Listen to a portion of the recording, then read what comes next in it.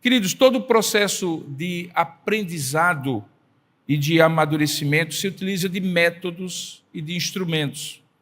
Existe uma certa pedagogia, uma certa didática que faz com que pessoas, instituições, coisas do mundo biológico e também do mundo espiritual, institucional, cultural, progridam, desenvolvam-se, amadureçam por meio de métodos, por meio de processos.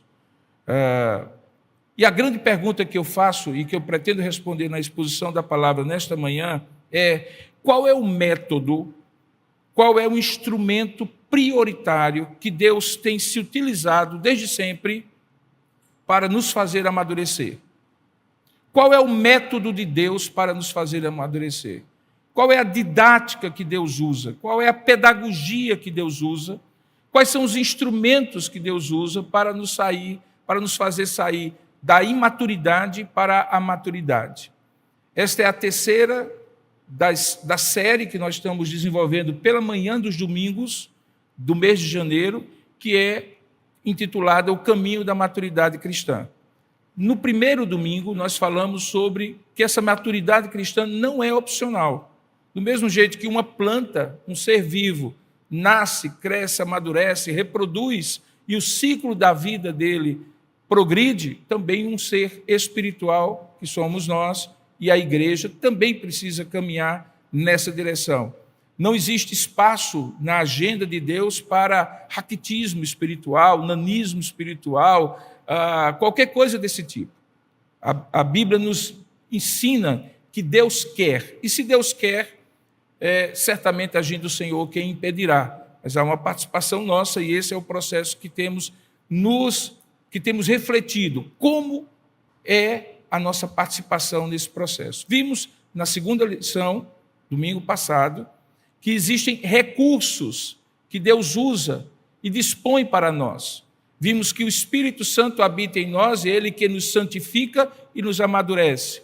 Que temos a palavra de Deus que Ele usa e aplica como não apenas um guia, não apenas um manual do fabricante, mas a própria palavra viva, pela qual o Espírito Santo aplica a cada dia e nos capacita com instrução e capacitação espiritual para progredir espiritualmente. E hoje nós vamos nos deter sobre, então, qual é o método, o instrumento prioritário que Deus usa para nos amadurecer.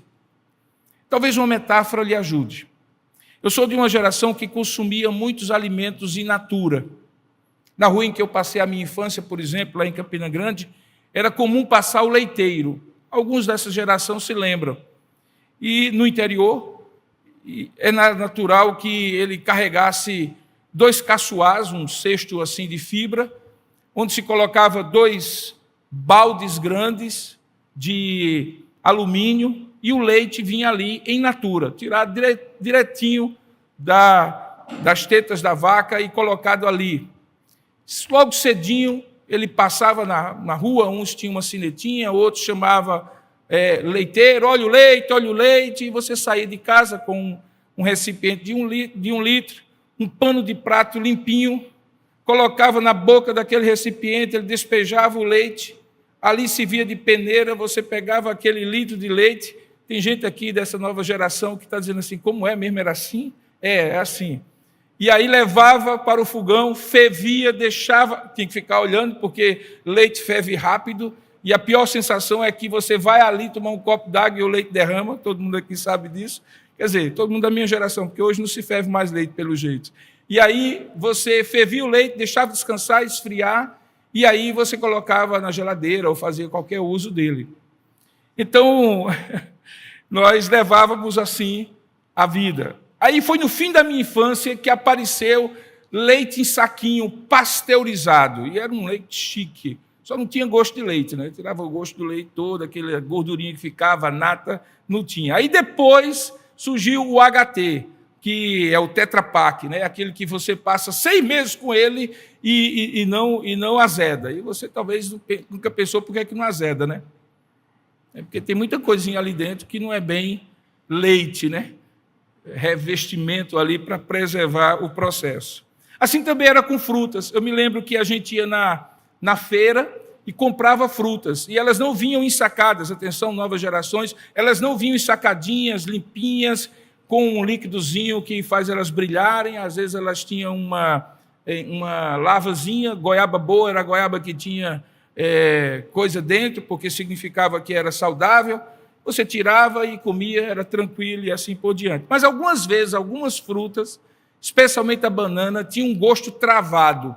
Você comia e tinha um gosto travado. Aí alguém dizia assim, deve ter amadurecido com carbureto.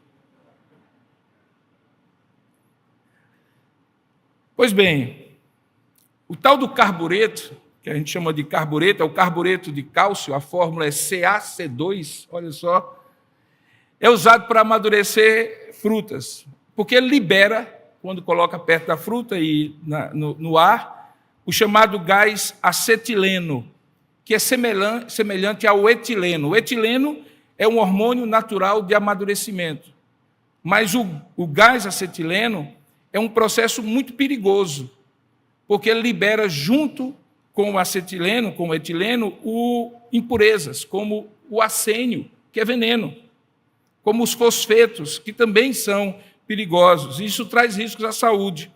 Então, embora acelere o processo, a fruta acaba ficando contaminada. Alguém me deu uma palma de bananas semana passada, e 2 abacates, e uma romã. Eu não estou fazendo propaganda disso, porque alguém também me deu um bolo de ameixa. O pessoal está achando que eu estou subnutrido. E aí alguém que me deu os 2 abacates deve ter lembrado da história do abacate podre que eu contei atrás. E eu viajei para São Paulo na segunda-feira, deixei, a banana estava verde, e eu deixei lá, assim, em cima do balcão, e eu cheguei sexta-feira, e ela estava madurinha. Mas que diferença uma banana que amadurece naturalmente de uma banana que amadurece com carbureto. Pois bem, espiritualmente falando, tem muita gente que pode amadurecer com carbureto e fica um gosto travado. É diferente do processo de amadurecimento natural.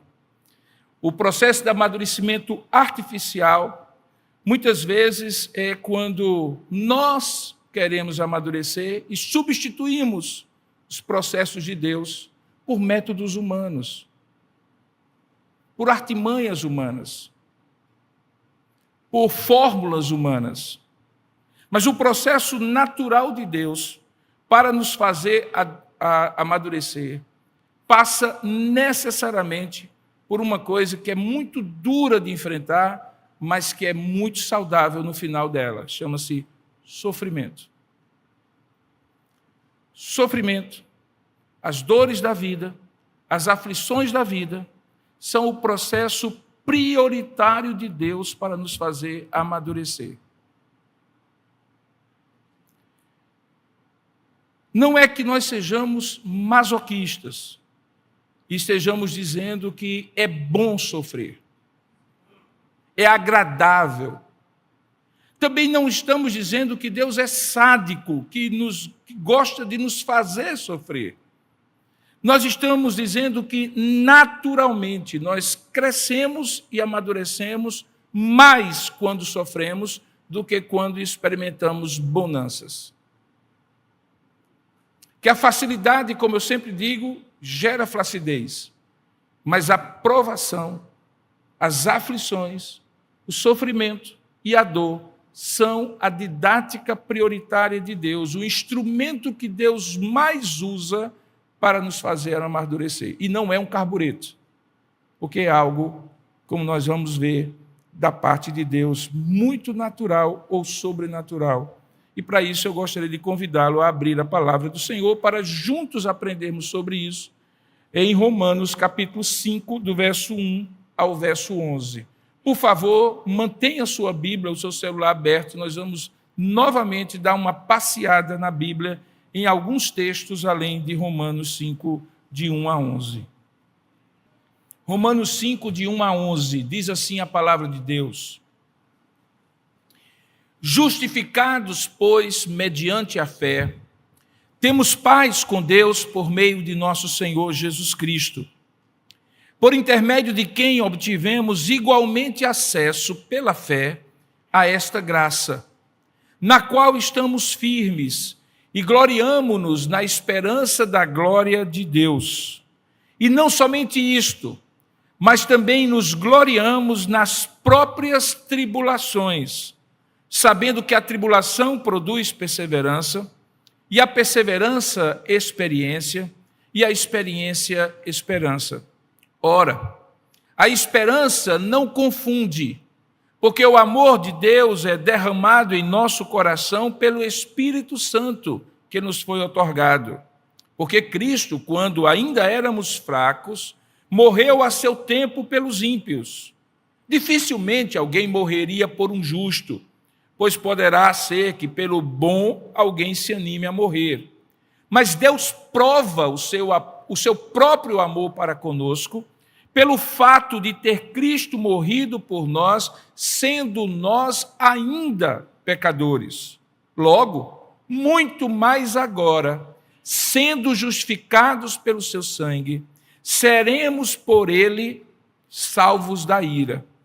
Porque se nós, quando inimigos, fomos reconciliados com Deus mediante a morte do seu Filho, muito mais, estando agora já reconciliados, seremos salvos pela sua vida. E não apenas isto, mas também nos gloriamos em Deus por nosso Senhor Jesus Cristo, por meio de quem recebemos agora a reconciliação. Que Deus nos abençoe. Amém. Vamos orar juntos?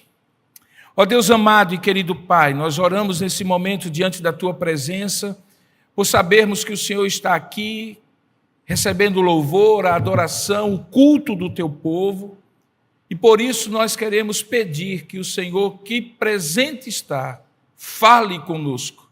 Nós viemos aqui por Tua causa, Pai, não apenas para nos reunir uns com os outros, mas por Tua causa. Ouvimos a Tua convocação, lemos na Tua palavra que Tu tens prazer de estar com o Teu povo, de instruir o Teu povo. E por isso estamos aqui com os ouvidos abertos para ouvir a Tua voz. Fala ao nosso coração, ilumina a nossa mente. Tira de nós, ó Pai, toda distração ou dispersão de mente.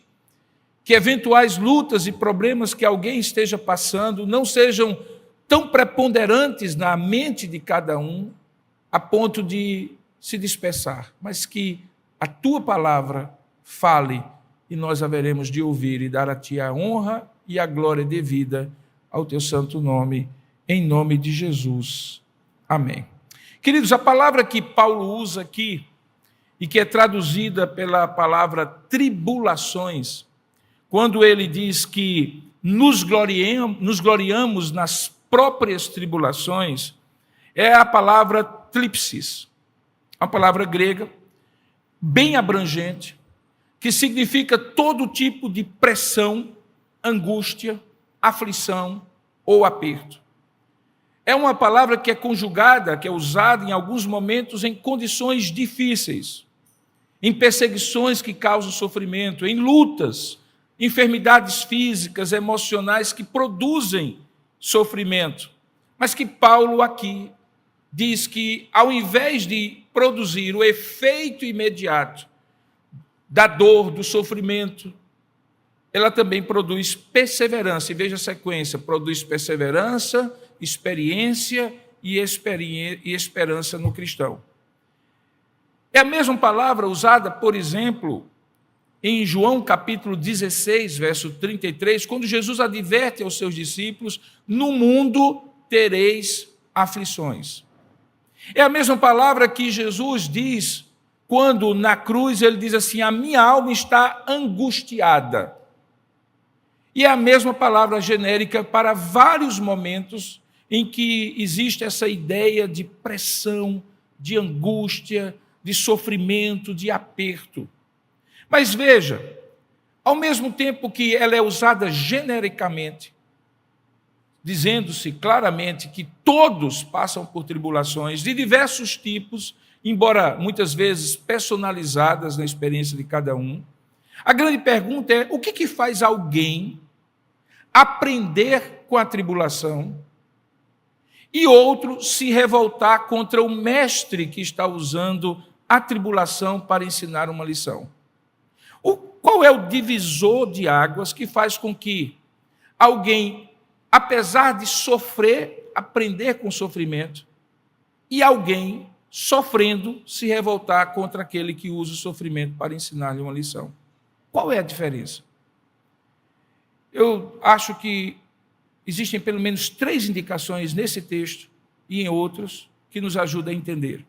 Porque pode ser que, da mesma maneira que a aflição e a tribulação ensine alguém e a pessoa saia melhor, mais madura, mais forte, mais sábia do processo, também é possível que aquela mesma lição, semelhante lição, na vida de outra pessoa, produza endurecimento, rebeldia, revolta contra Deus. Provérbios 29 diz que o homem que é repreendido muitas vezes, sem que haja conserto, será quebrado de uma vez sem que haja cura. Perceba, ele é repreendido muitas vezes e em cada repreensão há uma possibilidade de aprendizado. Mas por alguma razão, ele endurece o coração e aquilo que seria aprendizado vira reprovação. O que é que explica que em uns casos aconteça isso, em outros não? Primeiramente, é preciso dizer que o texto nos ensina que a compreensão do processo que Deus usa de ensinar e nos fazer aprender por meio do sofrimento é fundamental. Eu sempre gosto de dizer que conhecimento é diferente de compreensão.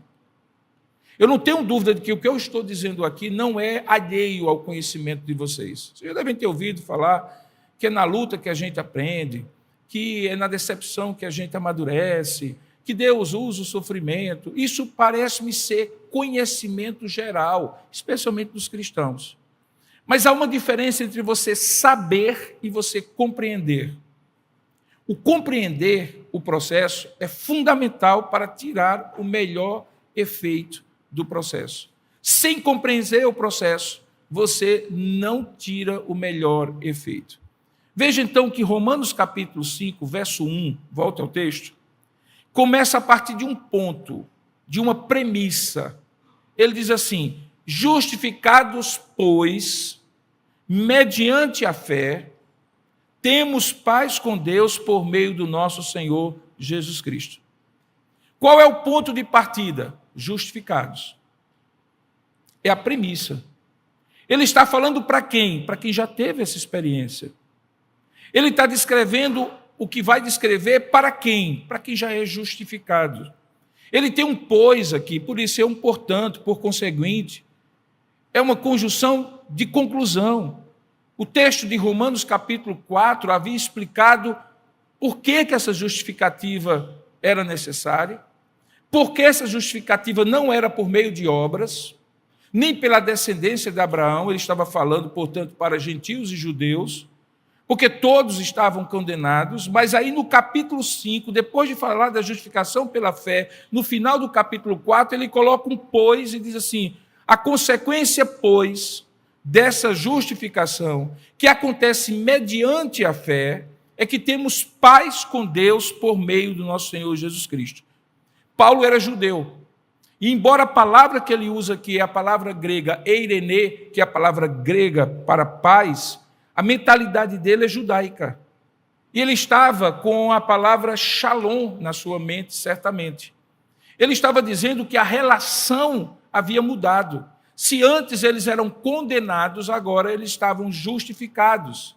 E como justificativa de Deus para o homem, mediante a confiança que ele deposita na obra completa de Jesus Cristo na cruz, ele tem paz. Paz é o fruto da justificação, o que Paulo está dizendo é isso. E essa paz muda a relação, porque se antes éramos inimigos de Deus, hoje fomos aproximados. Se antes Deus tinha ira, a Bíblia diz que nós éramos filhos da ira, andávamos nossos próprios pecados, segundo o curso deste mundo, segundo as inclinações da nossa carne, e mediante a inspiração diabólica do inimigo de Deus, hoje nós estamos justificados, a relação com Deus foi mudada, o preço foi pago, não há nenhuma condenação para os que estão em Cristo Jesus, e consequentemente temos paz com Ele. Ele não nos olha com reprovação, porque Ele nos olha em Cristo. Ele nos recebe em oração, como fizemos, porque oramos em nome de Cristo. Ele está conosco aqui não porque merecemos, mas porque o nosso culto é aperfeiçoado e mediado por Cristo, o nosso mediador. E isso muda completamente a nossa relação com Ele. De inimigos, fomos tornados amigos. De apenas criaturas, fomos tornados filhos. De rebeldes de um império das trevas, nos tornamos súditos do reino do Filho do seu amor. E isso muda. A Shalom de Deus está sobre nós. Como já disse esse mês mesmo, a Shalom de Deus é aquela cobertura espiritual. Debaixo dela, como um grande guarda-chuva, a sombra do Onipotente descansará. A provisão, a proteção, o sol causticante da provação não nos atinge, como atinge aquele que está fora da Shalom de Deus. Portanto, a premissa aqui é que, para compreender o processo, é necessário ter sido justificado. Eu não estou dizendo que um homem justificado, que uma mulher justificada, em algum momento não entra num conflito existencial para tentar compreender. O tentar compreender faz parte da dor, do sofrimento. Quando a gente pergunta por quê? Por que eu? Por que assim? Por que não está dando certo? É natural. A grande diferença é que, ao invés de alguém perguntar isso com uma atitude de perguntar sem querer compreender, o justificado pergunta com o desejo de compreender. Você sabe qual foi a diferença do pai de João Batista, Zacarias, para a Virgem Maria, quando ambos receberam a revelação de que o impossível aconteceria? João Batista nasceria dele, Zacarias e Isabel, que eram incapazes naquela época de gerar filhos. E também Jesus nasceria de Maria, uma virgem. É porque Zacarias perguntou acerca de João com uma atitude de descrença na possibilidade de que isso aconteceria. Maria perguntou como aconteceria, mas imediatamente diz: eis aqui a tua serva, faça-se em mim a tua vontade. Essa é a grande diferença que eventualmente pode ser produzida pelo sofrimento no processo de compreender esse processo do amadurecimento. Veja, quando ele diz assim: justificados, pois, mediante a fé, temos paz com Deus por meio do nosso Senhor Jesus Cristo, ele elabora um pouco o que significa isso no verso 2. Observe, ele diz assim: por intermédio de quem obtivemos igualmente acesso, pela fé, a esta graça, na qual estamos firmes, e por isso nos gloriamos na esperança da glória de Deus. Ele tinha uma compreensão, Paulo, e estava manifestando aos irmãos em Roma, de que o ponto de partida é a justificação, que a compreensão do sofrimento como método divino para nos amadurecer decorre da compreensão do que significa ser justificado e das bênçãos decorrentes dessa justificação.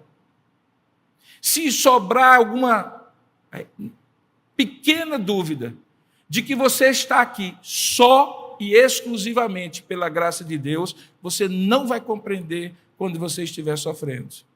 Porque você vai se sentir indignado contra Deus. Como assim? Como assim?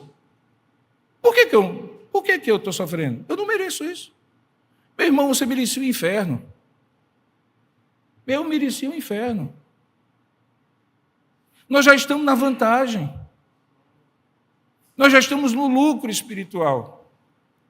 Se nós tivéssemos sido justificados e pronto, já seria uma maravilha.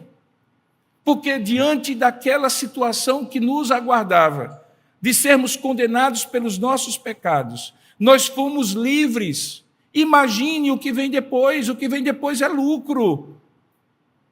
Você já passou por uma situação de um acidente automobilístico em que você, assim, quase morreu? Em que você passou naquela situação, assim,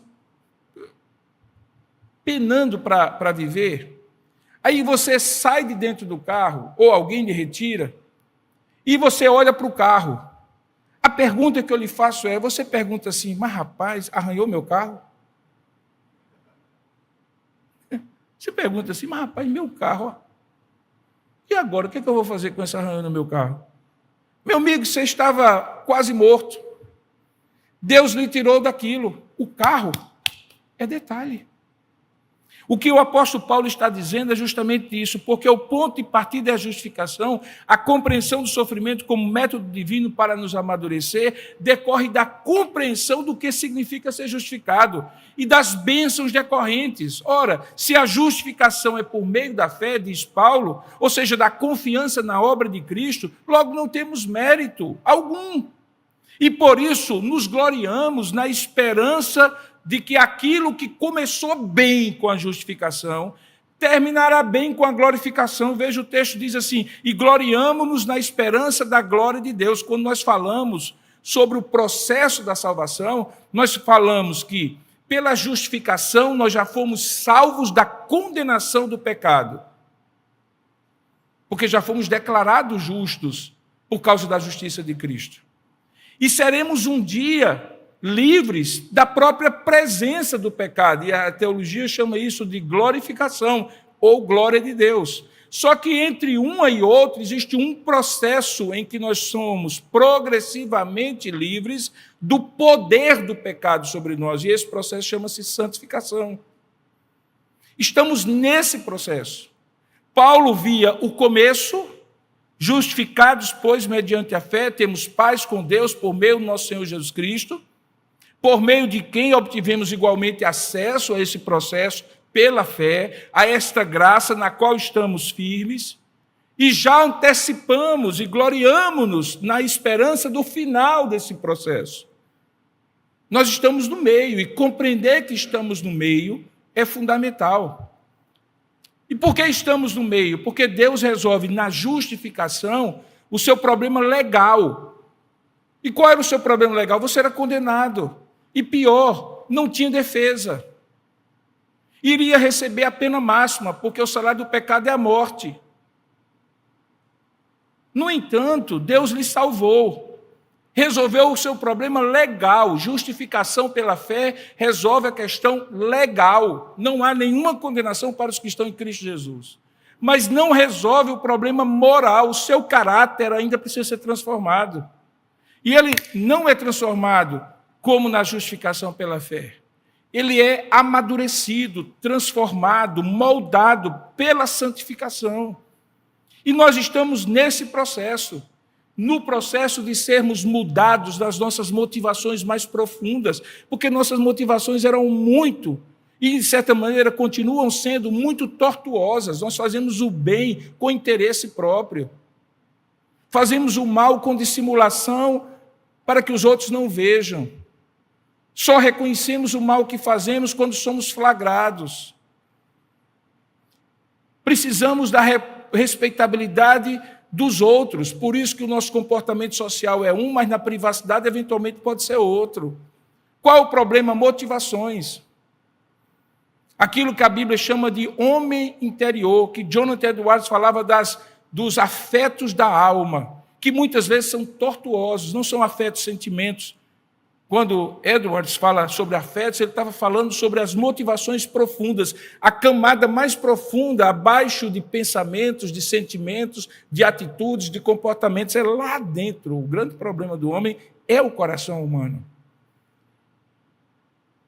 Deus começa a tratar isso.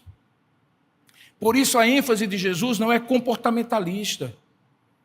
Ele diz assim, o que é que adianta você estar aqui morrendo de ódio contra alguém, sem motivo, magoado, mas não matá-lo?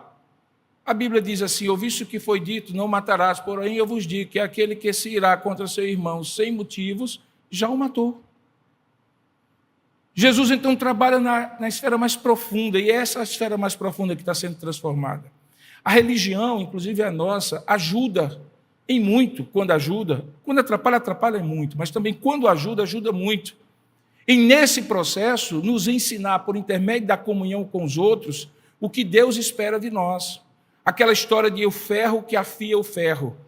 Na comunhão, nós aprendemos com o outro, mas nós não aprendemos a nos comportar. O que Deus está fazendo por meio dos outros, como eu falei, dos recursos da comunhão, domingo passado, é nos ensinar a sondar profundamente as motivações do nosso coração. Porque é lá que o processo tem que começar. Porque motivações geram pensamentos, pensamentos geram atitudes, atitudes geram comportamentos, comportamentos geram estilo de vida. E se o caráter lá na origem não for tratado, o comportamento pode ser farisaico, hipócrita. O cara aprende a falar evangeliquez. Ele deixa de dizer quando tropeça algum palavrão e começa a dizer misericórdia. Ele deixa de dizer Virgem Maria para dizer a Jesus. Ele mudou, mas não necessariamente na motivação. Esse processo entre uma e outra coisa, entre a justificação e a glorificação, portanto, se chama santificação. Ele não pode ser anulado, ele já começou. A Bíblia diz uma promessa maravilhosa, ele diz assim, Paulo dizendo a uma das suas igrejas a quem dirigiu uma carta, diz assim, eu tenho por certo de que o Deus que começou a boa obra em vós há de completar. Não vai nos deixar no caminho, você vai ficar bonitinho, viu? Espiritualmente bonitinho. Uns demoram mais, outros demoram menos, mas vai ficar. Quando chegar na hora que Jesus chamar, a noiva estará imaculada. A noiva é a igreja. Nós estaremos lindos espiritualmente, mas saiba, ele vai fazer. Ele vai fazer. E porque ele vai fazer, algumas vezes ele tem que quebrar. Ele tem que amassar. Ele tem que moldar. E esse é o processo que precisa ser compreendido. Se eu confio no mestre, eu confio no seu ensinamento. Eu confio no seu método. Eu confio na sua pedagogia, na sua didática. Eu compreendo quando ele usa tanto o estímulo de me elogiar e me abençoar, como o estímulo de me repreender e corrigir. Porque eu confio no mestre. Veja, o Senhor é o mestre, ele não é apenas um professor que dá uma aula de 50 minutos. Ele convida a ser o mestre da nossa vida. Ele caminha conosco. Então tem hora que ele bate nas nossas costas, dizendo assim, muito bom, muito bem, aprendeu. E tem hora que ele nos permite, ou às vezes até produz uma queda, um sofrimento, uma luta, para que lá do poço você se volte para o Senhor e aprenda a lição que ele já vinha ensinando, mas que você não deu atenção. Deus sussurra e às vezes ele grita.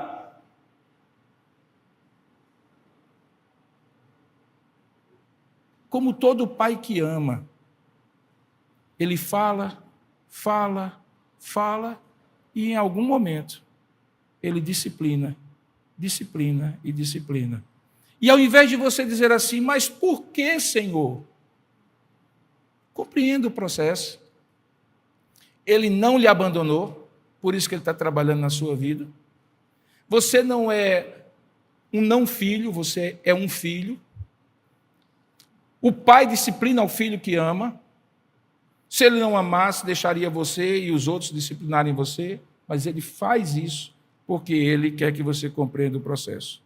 O processo é descrito aqui, numa sequência de desdobramentos a partir da justificação. Veja a sequência e a lógica de Paulo. Ele diz assim, e não somente isto, aí ele agora vai falar sobre o processo.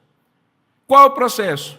Nós nos gloriamos nas próprias tribulações, sabendo, veja, sabendo, a palavra que ele usa aqui não é um sabendo teórico, experimentando que A tribulação produz perseverança.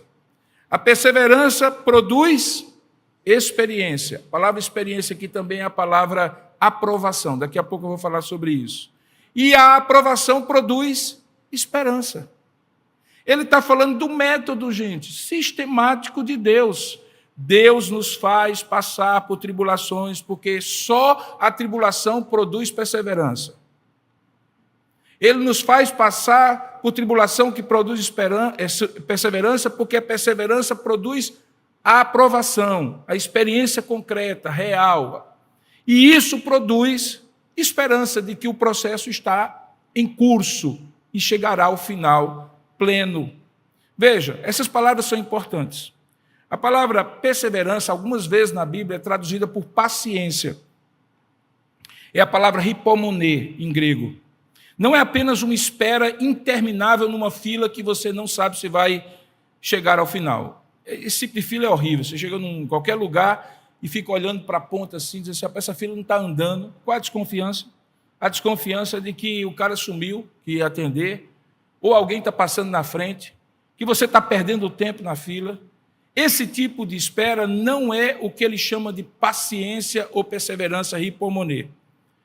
Não é apenas esperar, portanto, passivamente, mas uma esperança resoluta. Eu estou aqui, você é atendido. Eu tenho certeza que eu vou ser atendido. Está demorando, mas quando eu for atendido, resolve. Eu aguento a constância, o calor.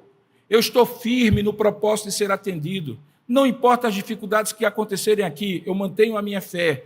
Hipomoné significa você esperar com paciência. O Salmo diz assim, esperei confiadamente no Senhor. E Ele ouviu quando clamei por socorro. Tirou-me de um tremedal de lama, firmou os meus pés sobre uma rocha, e pôs os meus lábios um hino de louvor, e muitos verão e ouvirão.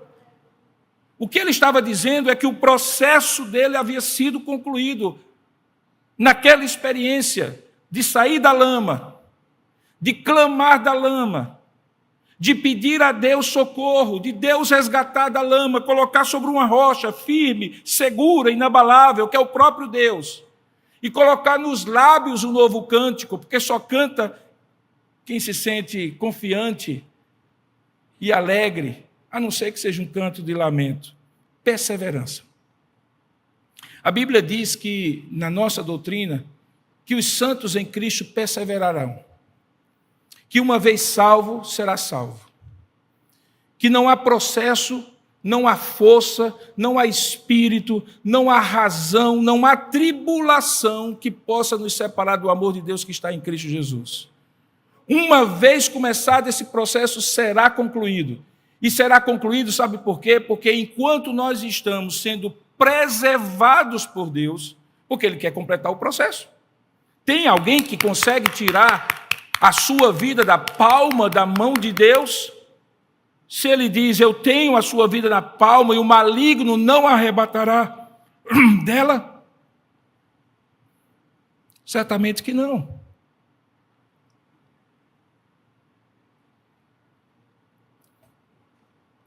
Na nossa doutrina, nós dizemos que Deus nos preserva para que possamos perseverar. Nós não perseveramos para que Ele nos preserve. É Ele que nos preserva para que possamos perseverar. Não é o filho imaturo que, ao atravessar a rua, segura com firmeza na mão do pai. É o pai consciente, responsável, maduro, firme, que segura a mão do filho. Porque se ele a soltar, Deus segurará. E é isso que ele está dizendo, eu estou lhe segurando, mesmo que você solte a minha mão. Eu estou lhe preservando. Mas à medida em que você confiar nisso, você também vai segurar na minha mão. E você então vai perseverar. A palavra experiência aqui é uma palavra que os jovens da igreja conhecem muito, é a palavra dokimeu, ou dokimos, que é o nome da reunião que eles têm, do encontro que eles têm no sábado à noite. Dokimos significa aprovados. A experiência, ela serve aqui para designar um caráter aprovado. Preste bem atenção como é que a Bíblia compreende. Você só sabe uma coisa quando você passa por ela, aprendeu a lição plena e foi transformado por ela. Meus filhos, quando eram pequenos, ainda hoje, mas quando pequenos, eu costumava ensinar algumas coisas para eles. E, como todo pai e mãe, a gente repete, eles vão ficando entediados, como todo filho que precisa aprender a amadurecer. Em alguns momentos eles diziam assim: pai, a gente já sabe disso. Eu disse: sabe não. Sabe não. Se você soubesse, você não precisaria ouvir novamente. Porque a maior prova que alguém sabe de alguma coisa é quando aprende ao ponto de mudar a sua vida. É nesse sentido que a Bíblia diz que a experiência é o caráter aprovado. Refere-se, portanto, ao resultado de ser provado, de ser testado, de ter um caráter aprovado, comprovado, com condição de ser aprovado por Deus, como um metal puro após ser refinado. Então, a experiência não é a experiência.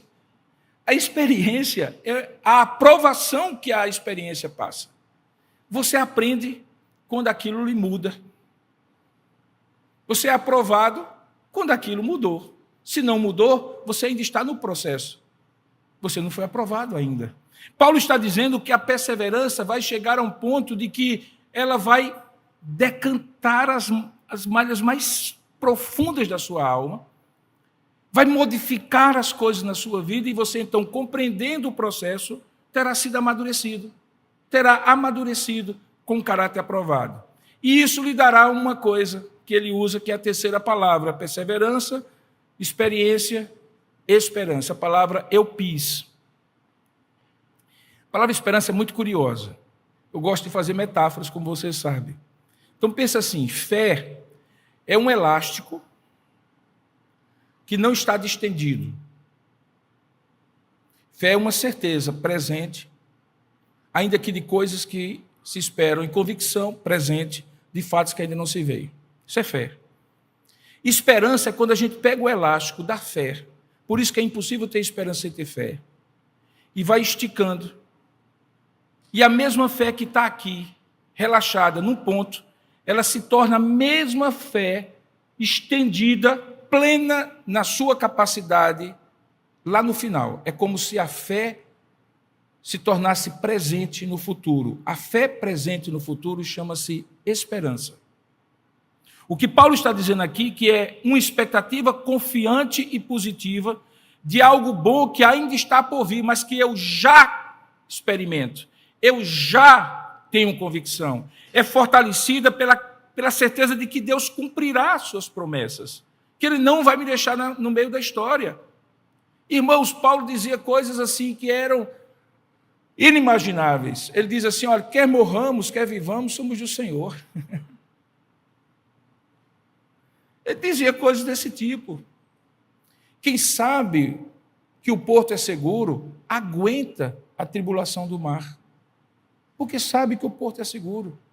E sabe por quê? Porque nos leva a fé a esperar aquilo que Deus prometeu. É verdade que algumas vezes nós questionamos Deus na nossa incredulidade, porque achamos que Ele falhou conosco, mas deixa eu corrigir isso. Talvez Ele falhou com a sua expectativa, mas nunca com a promessa dele. A Bíblia diz no final do livro de Josué que nenhuma das boas promessas que Deus fez ao seu povo caíram por terra. Que Deus não é homem para mentir, nem filho do homem para se arrepender. Se Ele falou, Ele haverá de fazer. Se Ele prometeu, Ele haverá de cumprir. As minhas expectativas não podem ser confundidas com as promessas de Deus. Mas as promessas de Deus não podem ser relativizadas, porque Deus é fiel, poderoso para cumprir aquilo que Ele promete, e bom, porque Ele já nos justificou por meio da fé. Já estamos debaixo da Shalom do Senhor. Portanto, veja, existe uma progressão. Paulo está falando de tríplices, tribulação, que é a dificuldade inicial, o que você está passando. Ele diz que a resistência e firmeza que Ele faz você ter no meio dessa tribulação produz em você perseverança. Essa perseverança, ao final dela, forjará o seu caráter e lhe aprovará depois de passar pela prova. E o nome disso é aprovação, experiência. E esse processo, cada vez que é repetido na sua vida, às vezes mais longo, às vezes mais curto, às vezes mais fácil, às vezes mais difícil, às vezes repetido, às vezes único, inesperado, inusitado, no entanto, no cúmulo de tudo, no acumulado de tudo, faz com que você tenha esperança. Uma esperança forte e real que não decepciona, não envergonha, pois ele, o crente, eu, você, já experimentamos a fidelidade de Deus. Portanto, compreenda o processo. Você viu que eu usei argumentos teológicos, bíblicos, sabe por quê? Porque você só compreende esse processo se você conhecer esse Deus que se revela na sua palavra. Por favor, não fique imaginando como Deus é, baseado em como seu pai foi para você, ou como seu pai é. Não imagine Deus imaginando como seu pastor é, como o líder da sua igreja é. Por mais que eles sejam bons para você, por mais que eles queiram o seu melhor, é o contrário. Deus é o padrão, e para conhecê-lo, a Escritura é a revelação. Portanto, conheça a Escritura. Quanto mais você conhecer a Escritura, mais compreenderá o processo de amadurecimento. Se você não conhece Deus por meio da Escritura, você fica deduzindo, e como todos nós sabemos nas comunicações humanas e também com Deus, você preencheu os espaços vazios, porque imagina que a pessoa teve a intenção de dizer aquilo quando disse outra coisa, é a pior coisa que pode acontecer. Na comunicação a gente precisa ter clareza, e a comunicação clara de Deus é a Escritura Sagrada. Por isso que eu falei domingo passado dos recursos da Escritura. O Espírito Santo lhe guia a toda a verdade. Ele vai dizer a você quem é esse Deus. Se você pode confiar ou não, como é que é o processo que Ele está fazendo na sua vida. Senhor, abre os meus olhos, eu quero discernir o que está acontecendo. Eu quero compreender o que está acontecendo. A minha visão é limitada, a minha dor é intensa. Eu tendo a ficar chafurdando na minha dor, em processos terríveis de autocomiseração, de transferência de culpa, de revolta contra tudo e contra todos. Senhor, abre os meus olhos, eu quero discernir o que Tu tens para a minha vida nessa provação. Eu confio que Tu és meu Pai. Eu confio que Tu és meu pastor. Eu confio que Tu és bom. Eu confio que Tu és poderoso. Só me dá uma dica aí. Só me ajuda a compreender o processo. Se eu compreender o processo, eu vou amadurecer. Essa é a primeira atitude. A segunda atitude é, uma vez compreendendo, você, eu sei que vai ser chocante, mas você se alegrar no processo. E eu digo que é chocante porque alegrar-se no sofrimento não é a mesma coisa de ter uma alegria de exultação celebrativa, como quando todas as coisas vão indo bem. Claro que, como eu falei antes, alegrar-se no sofrimento não é a mesma coisa de ser masoquista. O masoquista tem prazer mórbido na própria dor e no próprio sofrimento. É uma patologia, é um distúrbio, um transtorno da mente debaixo do pecado, em que, para que ele se sinta bem, ele precisa sentir-se mal e fazer os outros saberem que ele está se sentindo mal, culpando os outros, culpando a si mesmo, vivendo chafurdado no pecado do seu próprio autocomiseração, que hoje tem um outro nome, chama-se mimimi. Alegrar sofrimento também não é dizer que Deus é sádico. Nem que nós devemos ser masoquistas. E aqui eu preciso fazer só um parênteses para corrigir um pouco o que eu falei há 3 segundos atrás. Eu não estou dizendo que você não pode e não deve lamentar as coisas que você está passando. Nós temos até um livro com o nome Lamentações. E como você viu quando eu preguei no dia 31, se você não viu, vá lá no YouTube, está lá. O profeta Jeremias dizendo assim: eu sou o homem que vi a aflição da vara do juízo de Deus. Ele estava falando da experiência dele. Lamentar e chorar na presença de Deus é uma coisa. Produzir autocomiseração que lhe imobiliza e faz com que os outros tenham pena de você é outra coisa completamente diferente. No verso 5, quando ele fala, portanto, dessa alegria no processo, fechei o meu parênteses, ele diz que a esperança é o resultado de um processo que não produz confusão. Veja aí, diz que a esperança não confunde. Por que diz que a esperança não confunde? Porque a esperança precisa ter muita clareza. E quando você não compreende o processo de amadurecimento de Deus, você fica confuso. E aquilo que é esperança acaba sendo um peso a mais, porque produz eventualmente decepção, frustração. Mas não era isso que o Senhor ia fazer? Não era isso que eu ia fazer? E aí a esperança acaba confundindo a esperança falsa. Mas essa esperança não produz confusão, porque o Deus que nos aflige como método de amadurecimento já provou para nós qual é a sua intenção benigna para conosco. Irmãos, esse Deus é bom. Ele já provou para nós. O que eu estou passando agora não anula o muito do que Deus já provou para nós e para mim da sua benignidade. Observe o argumento que Paulo usa, é exatamente esse. Ele diz assim, ora, verso 5, a esperança não confunde. Por quê? Por que a esperança não confunde? Paulo responde, porque o amor de Deus é derramado em nosso coração pelo Espírito Santo, que já nos foi outorgado, concedido. Uma outorga não é um merecimento. Uma outorga é uma liberalidade de alguém que doa. Outorgo, dou, presenteio, ofereço. A Bíblia diz que o dom do Espírito Santo nos foi dado para habitar em nós. Falamos isso domingo passado. E ele explica como é que foi esse processo. Ele diz no verso 6, porque Cristo, quando nós ainda éramos fracos, morreu a seu tempo pelos ímpios.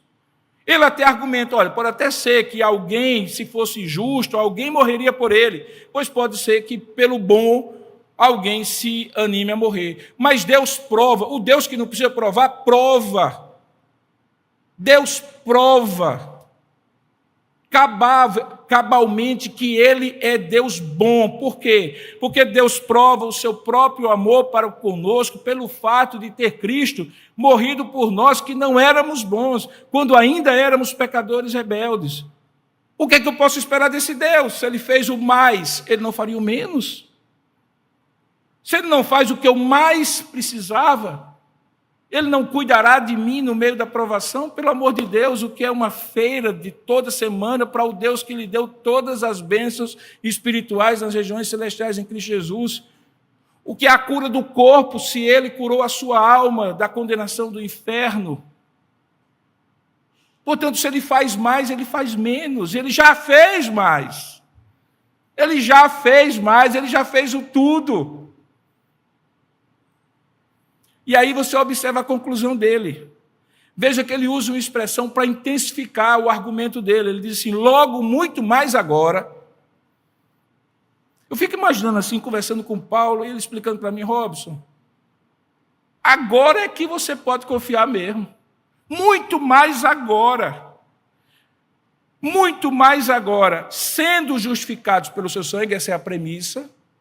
Uma vez sendo justificado, não é para todo mundo, uma vez sendo justificado pelo seu sangue, seremos por ele salvos da ira. Porque se nós, e aí ele desenvolve, quando inimigos fomos reconciliados com Deus, mediante a morte do seu filho, e novamente ele usa sua expressão, muito mais, estando já reconciliados, seremos salvos pela sua vida. E não somente isso, mas também nos gloriamos em Deus por nosso Senhor Jesus Cristo, por intermédio de quem recebemos agora a reconciliação. A partir daí ele vai falar sobre reconciliação. Mas veja o argumento. Eu fico imaginando, talvez ainda sobre a influência do filme Davi, que eu assisti essa semana, que já postei, que se Deus quiser a gente vai levar as crianças da igreja para assistir, vai ser dia 24, viu? Os pais já comecem aí a pensar. O dia a gente está definindo ainda, né, Loa? Um filme excelente, um desenho animado excelente. Talvez sob essa influência eu vou usar essa metáfora. Eu escrevi aqui e quero ler para você. Tão bom quanto um pastor que tosa as suas ovelhas, tirando a lã que as protege do frio, mas que deita com elas. Lembra? Ele é o bom pastor e a porta das ovelhas. Sabe o que significa isso? No redil não tinha porta, a porta era o pastor. O que separava o lobo que estava de fora das ovelhas que estavam dentro era o pastor, e ele deitava junto com as ovelhas. O bom pastor que tira e tosa a lã da ovelha, deita com ela, protege ela, aquece, protege contra o lobo devorador. Veja, esse pastor só tira a lã porque essa lã cresceu na vida saudável dessa ovelha. E ela só nasceu e cresceu de maneira saudável porque ele levou antes as ovelhas para pastos verdejantes, para águas tranquilas. Ele as alimentou para que fossem saudáveis e pudessem dar muita lã. E aí, depois de tosá-las, ele aquece, ele guarda, ele protege e continuará fazendo isso o restante da vida. Ele não é o lobo que devora. Ele é o pastor, bom pastor, que cuida, alimenta, dá água. A ovelha tem muita lã, ele tosa, ele aquece, ele protege, e o processo continua. Eu dependo dele, e ele cuidou de mim. O Senhor é meu pastor, e de nada terei falta. A sua vara e o seu cajado me consolam. E quando eu passo pelo vale da sombra da morte, ele está comigo. Bondade e misericórdia me seguirão todos os dias da minha vida, e habitarei na casa do Senhor para todo sempre. Essa é a ideia que Jesus, inclusive, ensinou nas bem-aventuranças. Olha que teologia do sofrimento tão equilibrada que Jesus nos dá. Ele diz assim: bem-aventurados os perseguidos por causa da justiça, porque dele é o reino dos céus. Bem-aventurados sois quando, novamente, por minha causa, ou por causa da justiça, vos injuriarem e vos perseguirem, e mentindo disserem todo mal contra vós. Olha o que ele diz: alegrai-vos e exultai, porque é grande o vosso galardão nos céus, porque vocês estão em boa companhia. Antes perseguiram os profetas que viveram antes de vocês. Vocês estão assim com os profetas. Por isso se alegrem e exultem, porque no meio do sofrimento, Deus traz o seu conforto. Nesse mesmo diapasão, nessa mesma direção, outros dois escritores bíblicos do Novo Testamento ensinam. Em Tiago, capítulo 1, verso 2 a 4, diz assim: meus irmãos, isso é uma palavra pastoral de Tiago, e esse Tiago aqui não é o Tiago, irmão de João, é Tiago, irmão de Jesus, que foi quem escreveu a carta de Tiago. Ele diz assim: meus irmãos, tendo por motivo de toda alegria o passardes por várias provações. Peraí, como é? Tende por motivo de toda alegria passar por provação. Veja como ele diz a mesma coisa. Porque a provação da vossa fé, uma vez confirmada, lembre, confirmação é aprovação é aquilo que Paulo chama em Romanos 5 de experiência. Produz o quê? Esperança. Não, desculpe, produz perseverança, que é a mesma expressão que Paulo também usa em Romanos 5. E a expressão, a perseverança, deve ter ação completa para que sejais perfeitos e íntegros. A palavra perfeito aqui é a palavra completo, amadurecido. Eu expliquei isso no primeiro domingo desse mês. Em nada deficientes. Tiago está na mesma direção dos demais textos bíblicos. Mas há um outro, o apóstolo Pedro, 1 Pedro capítulo 1, verso 3. Olha que coisa linda Pedro aqui escreve. Ele diz assim: bendito Deus e Pai de nosso Senhor Jesus Cristo, que segundo a sua muita misericórdia, nos regenerou para uma viva esperança mediante a ressurreição de Jesus Cristo dentre os mortos. Aqui Paulo fala sobre regeneração, ponto de partida, assim como Paulo fala sobre justificação, ponto de partida. Na Ordo Salutis, a ordem da salvação, a gente diz que Deus regenera e por isso justifica, que Deus faz nascer de novo e declara o homem justo. Mas muitas das ações de Deus naquele primeiro momento de transformação da nossa vida são concomitantes, são simultâneas. E aqui regeneração está junto com a ideia de justificação. Ele nos regenerou para uma viva esperança mediante a ressurreição de Jesus Cristo entre os mortos, para uma herança incorruptível, sem mácula, imarcessível, reservada nos céus para vós outros. Ótimo, que bom! Enquanto isso, vós sois guardados pelo poder de Deus, mediante a fé, veja que a preservação que ajuda-nos a perseverar, para a salvação, preparada para revelar-se no último tempo. Nisto exultais, embora no presente, por breve tempo, se necessário, sejais contristados por várias provações. Que coisa linda, irmãos. Exultem, embora no presente e por breve tempo, se necessário, sejais contristados por várias provações. O apóstolo Paulo usa uma outra expressão, ele diz assim: a vossa leve e momentânea tribulação não há de se comparar com o peso de glória daquilo que o Senhor está reservando para vocês. Aqui ele fala de temporalidade, por um breve tempo. Paulo lá fala de temporalidade e profundidade, peso de glória e leve e momentânea tribulação. E ele diz, para quê? E veja aqui, preste bem atenção, nesse texto, pelo menos em 4 vezes, eu já estou vendo 3, mas eu contei 4. Mas, enfim, estou vendo 3, tem uma expressão aqui, uma preposição grega, roti, que significa para quê, a fim de, com o propósito de, fala de finalidade. Ele diz assim, para que, verso 7, uma vez confirmado o valor da vossa fé, dokimos, a experiência completa, muito mais preciosa do que o ouro perecível, mesmo apurado por fogo, redunde em louvor, glória e honra na revelação de Jesus Cristo. Esse Jesus a quem não havendo visto amais, no qual não vendo agora, mas crendo exultais com alegria indizível e cheia de glória, obtendo assim o fim da vossa salvação, ou da vossa fé, a salvação da vossa alma. Em outras palavras, ele está dizendo assim, Deus tem um propósito nas suas provações. É por um leve e momentâneo diante da eternidade. É suave diante da profundidade do que Deus está lhe ensinando. E isso vai confirmar o valor da vossa fé. Ele usa uma metáfora que nós conhecemos, a metáfora do ourives que trabalha o ouro. O ouro vem com impureza, ele não existe puro na natureza. O que a gente compra de ouro de 24 quilates, puro, puríssimo, não existe. Ele vem com algum tipo de impureza. E aí o que acontece? Fogo nele, ponto de fusão muito alto. As impurezas são desgastadas pelos seus pontos de fusão mais baixos. O ouro fica depurado, moldado, próximo do líquido, e aí pode virar aliança, pode virar brinco, pode virar colar, pode virar o que for. No processo de Deus, o que é mais precioso demora mais para se acabar. Por isso que o ouro, que é a sua fé, não se acaba enquanto as impurezas da sua provação são consumidas. Deus preserva o ouro, Deus preserva a sua fé. Qual é o método de Deus? Fogo no irmão. É o método de Deus.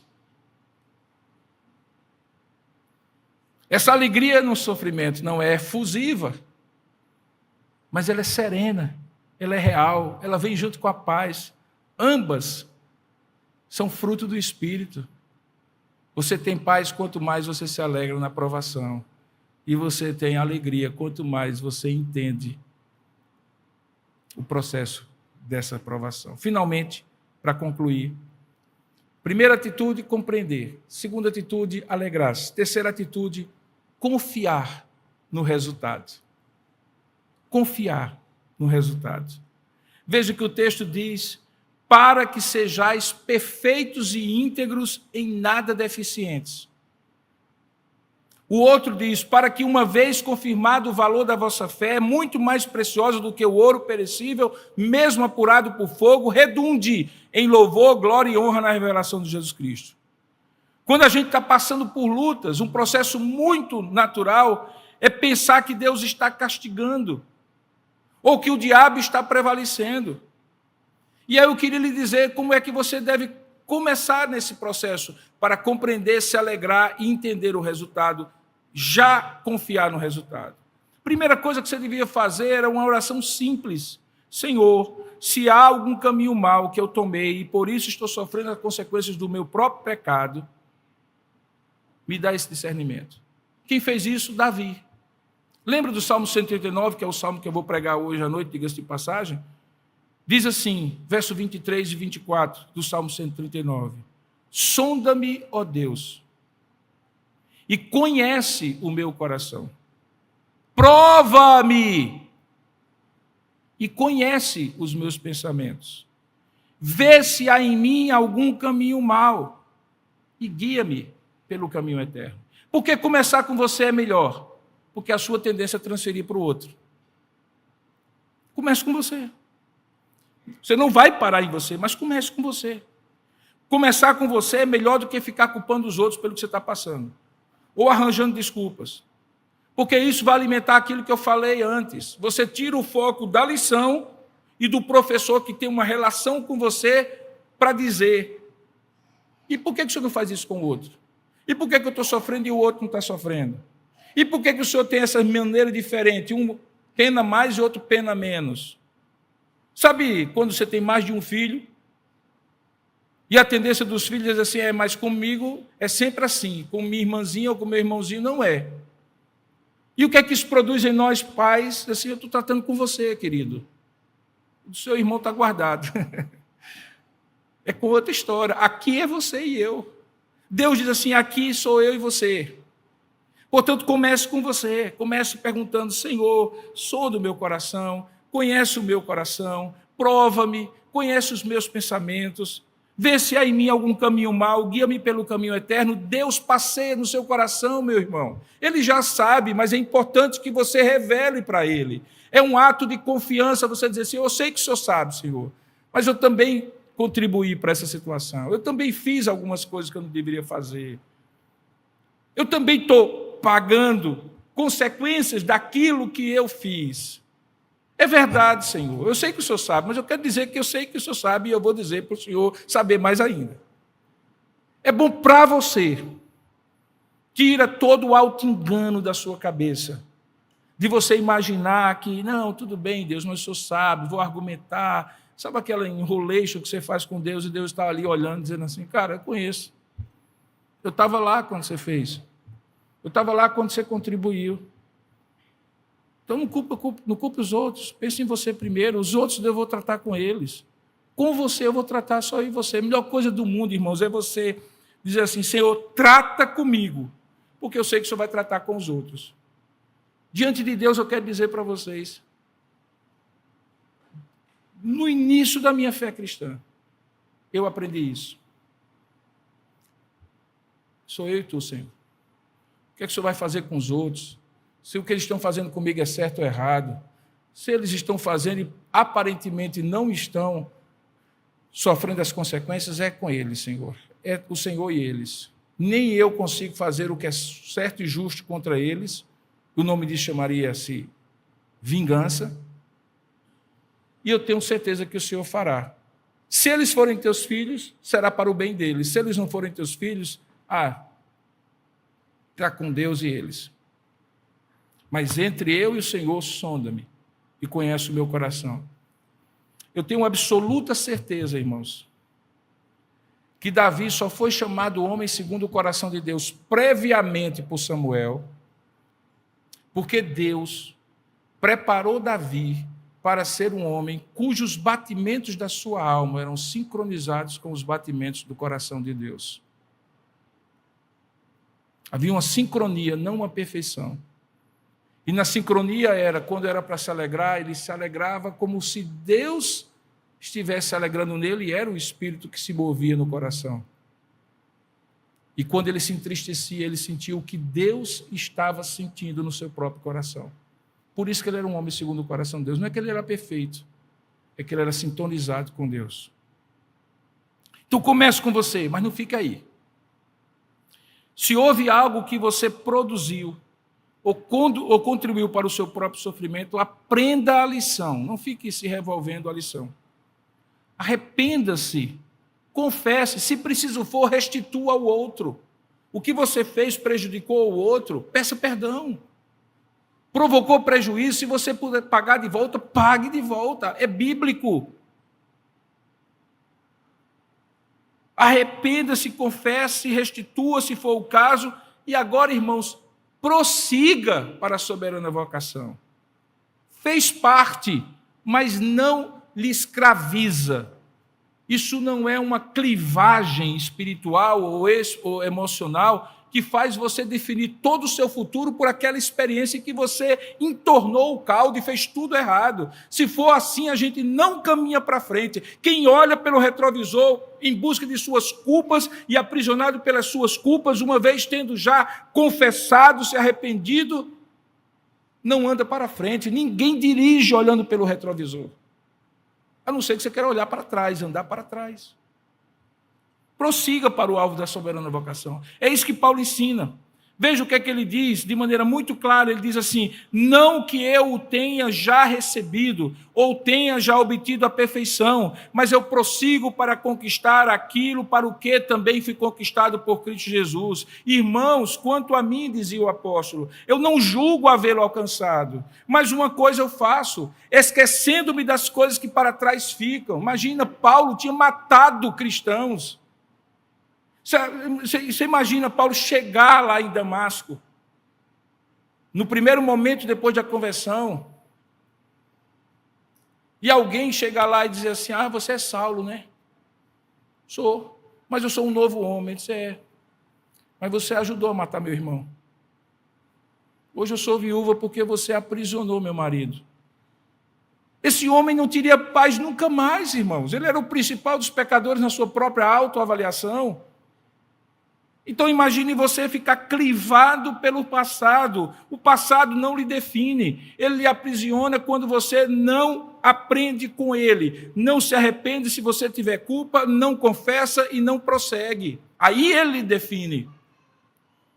Eu não julgo havê-lo alcançado, mas uma coisa eu faço, esquecendo-me das coisas que para trás ficam e avançando para as que estão diante de mim, eu prossigo para o alvo, para o prêmio da soberana vocação de Deus em Cristo Jesus. É para lá que sua vida está vertida. Não seja uma vida cristã introvertida. Seja uma vida cristã extrovertida, não para outros, mas para o prêmio da soberana vocação que está em Cristo Jesus. É para isso que Deus foi chamado, que Deus lhe chamou. Sabe por quê? Porque o resultado é garantido não por você, nem pelo seu passado, nem pelas suas provações. Ele é garantido por Deus, exclusivamente por Deus. Ele vai lhe amadurecer. E a maior prova do que ele está trabalhando é o passar provações. A alternativa seria ele abandoná-lo aos seus próprios erros e deixar você de lado. E para concluir, então, eu digo, irmãos, a vida cristã tem uma diferença muito substancial da escola que nós temos, ou faculdade. Sabe qual é? Na escola a gente aprende a lição e depois é submetido à prova de avaliação do aprendizado. Na vida, a prova é aplicada continuamente e as lições vão sendo aprendidas em meio às provas que já estão em voga. A gente aprende mais pela prova. A garantia que a gente tem é que Deus nos prova para aprovar. Diferentemente do inimigo mau que nos prova para reprovar, ou que nos tenta para reprovar, Deus nos prova para nos aprovar. Ele quer que todos nós sejamos dócimos, aprovados pelo Senhor. Esse é o instrumental de Deus. Quer trocar por outras coisas? Fique por sua conta e risco. Quer imaginar que Deus não quer que você sofra? Um slogan bonito e falso? É opção sua. Quer trocar pela ideia de que Deus, se você decretar, fica refém ao seu decreto e aquilo que você falar vai acontecer? É por sua livre conta e risco. Deus, no entanto, tem outro método, e o método de Deus ele usa a pedagogia da dor e do sofrimento para nos provar, para nos aprovar, para completar o seu processo. Portanto, ainda que Deus não tenha nos criado para o sofrimento, Deus frequentemente usa o sofrimento para nos recriar. Sofrimento é método de Deus para nos amadurecer. Que Deus nos abençoe. Amém. Curva sua cabeça por um instante. Eu não quis e não quero fazer com que essa mensagem pareça insensível à sua dor e ao seu sofrimento. Porque sofrimento e dor não é um artigo filosófico, não é uma especulação. Só quem sabe quem está passando.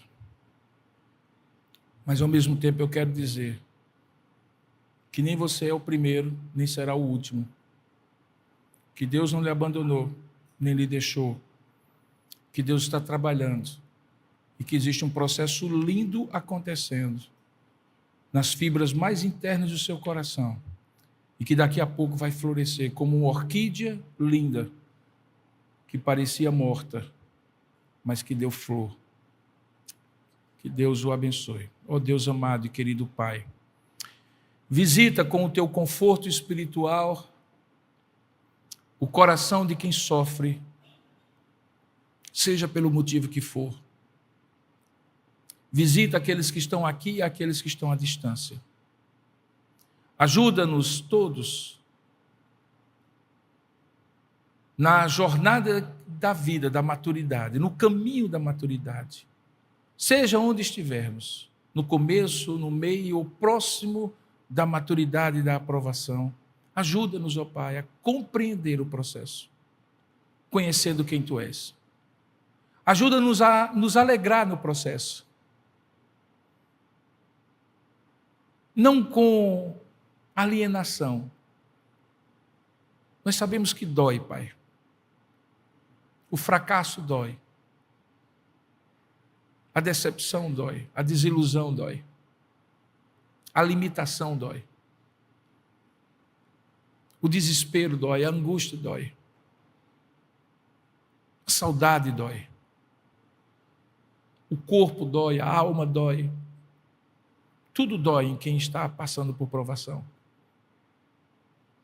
Mas há um conforto, que a obra do Teu Espírito, a alegria serena e pacífica no coração, derramada como um bálsamo suave sobre nós, como um sanativo. Há esse bálsamo disponível para quem sofre. E eu te peço que Tu derrames deste bálsamo sobre os corações que sofrem.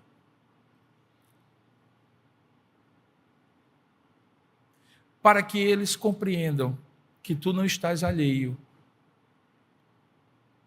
que Tu estás fazendo uma obra, que há um processo e que eles podem confiar no resultado. Como o salmista um dia cantou, foi-me bom passar por provações, porque eu aprendi a Tua lei e os Teus estatutos.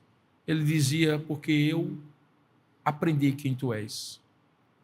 Oh Deus, muito obrigado. Como é bom olhar para trás. Como é bom olhar para trás sem amargura, sem raiva, sem ira. Como é bom olhar para trás sem culpa. Como é bom olhar para trás e dizer assim, foi o Senhor.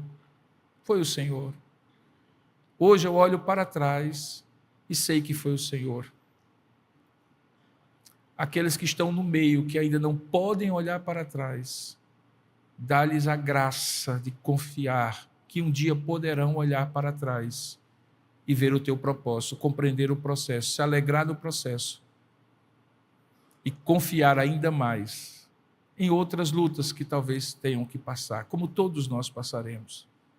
Abençoa essa igreja, Pai, para que ela comece um ano no caminho da maturidade, sem alienação, sem otimismos ingênuos, sem pessimismos amargos, mas com um realismo esperançoso de quem confia no Senhor. Abençoa casais que estão aqui, abençoa famílias que estão aqui, pais e filhos, abençoa o ambiente profissional dos muitos que estão aqui, onde muitas vezes residem justamente as lutas e as provações, para que no meio das lutas e quando o inimigo lançar a seta da descrença, da angústia, da revolta, os Teus filhos possam se defender com a Tua armadura, para a glória do Teu santo nome. É o que nós oramos em nome de Jesus. Amém, Pai.